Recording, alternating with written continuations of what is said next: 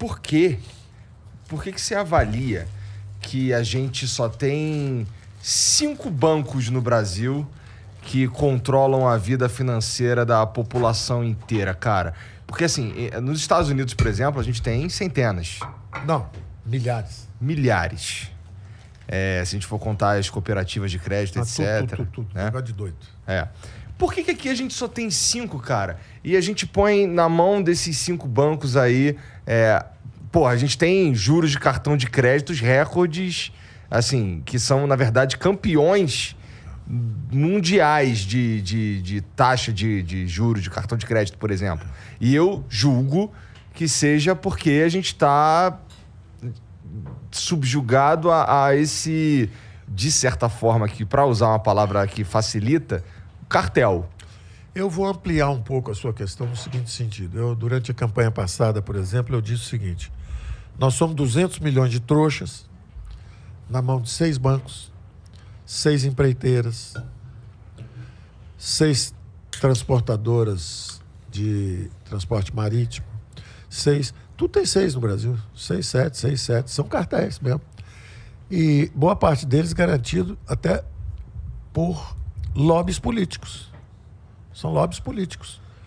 A essência de uma democracia saudável, e por isso que os dois são excelentes complementos um do outro.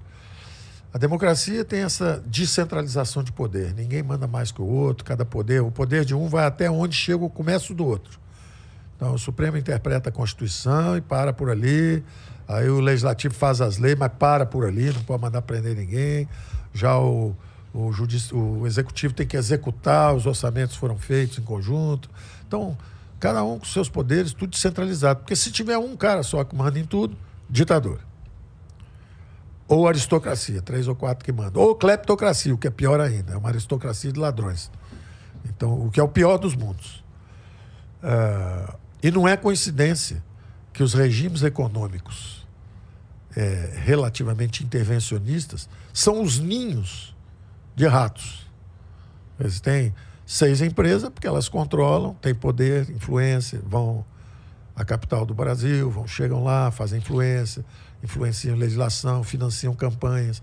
Como eu disse, quer dizer, se o poder econômico tem que estar para um lado, o poder político para o outro, e os dois bem descentralizados. Porque aí tem muita corrupção nesse trâmite, né? Então são 2 mundos que têm que estar separados, distantes. Quem tem poder econômico não deve buscar poder político. Quem tem poder político não deve influenciar na área econômica.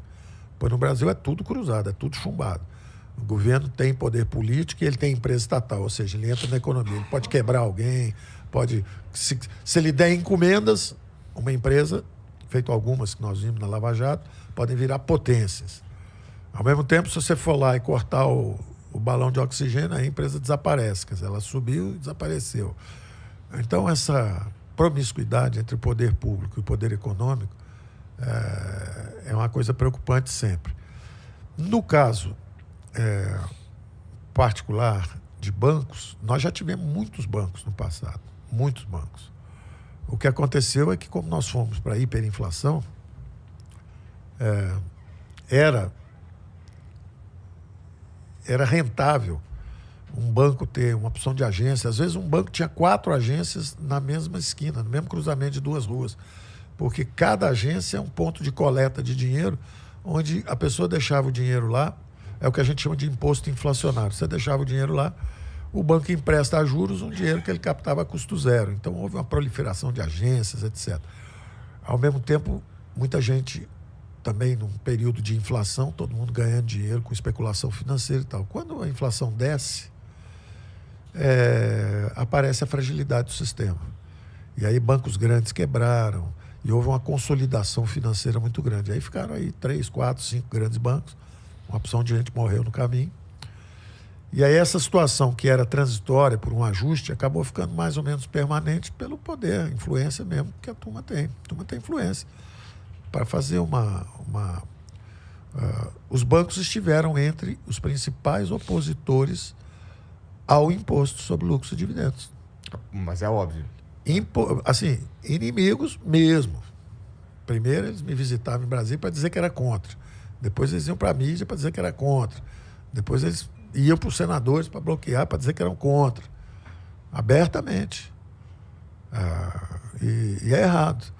E o que a gente pode fazer? Nada? Não, por outro lado, eles tomam chumbo do outro lado, porque aí o governo vai e inventa CSLL, contribuição sobre lucros, contribuição social sobre lucros líquidos. É 9%, né? Ou seja, acaba tributando eles mais. E vira uma corrida, você finge que paga e eu finge que eu cobro. Quer dizer, o imposto efetivo está entre... Nós calculamos entre 12%, eles dizem que é 20%. Mas a alíquota é 44% quando você soma tudo. CSLL mais o imposto, etc. Então, o que nós propusemos na reforma tributária foi justamente um jogo transparente. Acaba com esse imposto aqui, bota o imposto de renda igual a todo mundo, baixa a alíquota, mas em compensação tira essas reduções. Porque era assim, lucro declarado para pagar dividendos, vamos supor, 30 bilhões. Agora, lucro declarado para pagar imposto de renda. Bom, tem essa dedução, mais essa, 6 bilhões. Não, peraí, você ganhou 30 ou 6? Então, o lucro, a base era diferente, dependendo. Então, o que são exatamente as manobras que você falou, fiscais. Sim. Quanto mais sofisticado. No Brasil, fizeram os cálculos, né, de competitividade, porque o Brasil não é um dos países, um dos melhores ambientes de negócio do mundo. Pô, você perde 5 meses, 6 meses do ano fazendo cálculos sobre como evadir impostos, ou como... Não é elisão, não é evadir. Você paga, só que você faz a elisão fiscal. É permitido por lei, você vai, espreme, paga muito menos. E quem não tem essa capacidade acaba pagando mais. E justamente a população mais frágil, que paga tudo no imposto indireto. Então, essas coisas são todas muito conhecidas. Agora, a coisa é a força política para fazer acontecer. Não é trivial. Não é trivial. Entendeu? Existem travas para, por exemplo, vir um banco americano e se instalar no Brasil? De novo, eu vi muito banco ir embora. Tá. Entendeu? Hiperinflação, confusão toda hora. Os caras acabam desistindo. Mas agora eu acho que nós estamos melhorando o ambiente de negócio e agora tem novas tecnologias. Então a competição vai aumentar naturalmente. Com novas tecnologias. O Bank as a Service tem servido muito para novos entrantes entrarem aí nesse mercado. Sim. Aí destacando 2 que são mais diversos, né? Tem o Will Bank, que nasceu com uma frente mais para entrar nos desbancarizados do Nordeste. Sim. E o Conta Black, que também serve muitos empresários pretos de periferia. Então, interessante que, pelo menos agora com o mercado mais aberto no digital, tem entrado outras frentes, mas ainda pequenas. O segredo mas eles nem arranham, nada disso aí. E Mas essa rentabilidade está... Você sabe, tem muito folclore também a respeito dessa rentabilidade ser extraordinária, porque eles têm muitas restrições também, sabe? Tem muitas restrições. Então, existe o lucro é bom, é grande, mas a competição já mitigou isso bastante. O importante é você remover barreiras à entrada. É você ir deixando entrar. Você vai removendo barreiras à entrada. E tem aparecido fenômenos. Apareceu uma empresa que eu não vou falar para não fazer propaganda, mas há 10 anos atrás era zero. Eles ensinavam, mais ou menos como a Eco Investimentos, ensina, dá soluções, etc. Foi crescendo, virou uma ameaça. É uma mega corretora hoje que ameaça bancos porque ela cresceu muito. Quase houve uma compra dela por um banco maior e depois o próprio Banco Central pediu para não haver a fusão, porque senão ia concentrar muito o mercado. E o Banco Central é que regulamenta isso, né? O Banco Central está em ótimas mãos, porque o Roberto Campos é um cara experiente, já era um banqueiro de verdade antes de entrar lá, porque tem muita gente que entrou lá para aprender a ser banqueiro. Era professor de universidade, entrou lá e foi aprender a ser banqueiro. Mas nós tivemos bons presidentes. Também no Banco Central. Esses bancos ganham muito dinheiro do governo também, né? Assim, esses juros que a gente paga da dívida, uma grana para eles, né? Eles ganham um pouco. A verdade é o seguinte, o sapato toma a forma do pé, né? Você mete o pé lá no sapato, passa 2 anos usando o sapato. Como o Brasil era uma máquina de endividamento em bola de neve, o governo é que se endividava muito, os bancos acabaram se desviando das suas funções, que era para fazer a reciclagem da poupança, para financiar os investimentos privados, o crescimento da economia. Eles passaram a ser, na verdade, braços de rolagem da dívida pública brasileira. Então, era um endividamento em bola de neve. O governo devendo, todo mundo com o dinheiro ali em overnight, parado, e eles coletando uma parte do imposto inflacionário. Havia uma certa cumplicidade. Os banqueiros sempre muito perto do governo. Tem que estar bem com os banqueiros, porque senão não rola a dívida. Eles aqui conhecem, sabem como vai rolar a dívida. Essa proximidade é no mundo inteiro. Eu vi quando aconteceu, por exemplo, o crash financeiro em 2008 nos Estados Unidos. Eu fui lá e eu vi que quem tinha lobby, os próprios bancos e as instituições imobiliárias, por exemplo, safaram relativamente rápido da crise, mas os estudantes, por exemplo, tinham 2,5 trilhões de dívida. Na verdade, 1,5 trilhão de dólares de dívida. Eram os estudantes, mais ou menos como os nossos aqui. Nós fizemos um desconto de 92%. O presidente deve ter falado aqui para vocês quando esteve aqui. Os meninos que tomaram dívida para fazer universidade, abandonaram a universidade devendo dinheiro, 20 mil, 30 mil, 40 mil reais, devendo.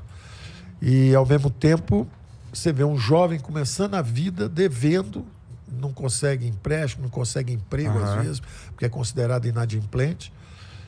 Então, eu me lembrei daquela ocasião, onde eu estava lá vendo o crash, vendo os meninos sem ninguém que os defendesse. Aí aqui, conversando com o presidente, aqui nós falamos, presidente, vamos fazer esse negócio aqui. Vamos livrar os meninos disso. Senão o menino cai nas mãos da droga, do tráfico, porque já entrou para a universidade, quer dizer, já é alguém capacitado a escrever, tomar conta de coisa, até preparado, mesmo que não tenha terminado a universidade, não consegue emprego por causa dos encargos trabalhistas e pelo fato de não ter tirado o diploma, mas ao mesmo tempo é uma mão de obra, entre aspas, qualificada e barata para droga. E já começa a vida devendo. Então vamos perdoar e demos um perdão grande, fiscal importante, desconto importante na dívida deles.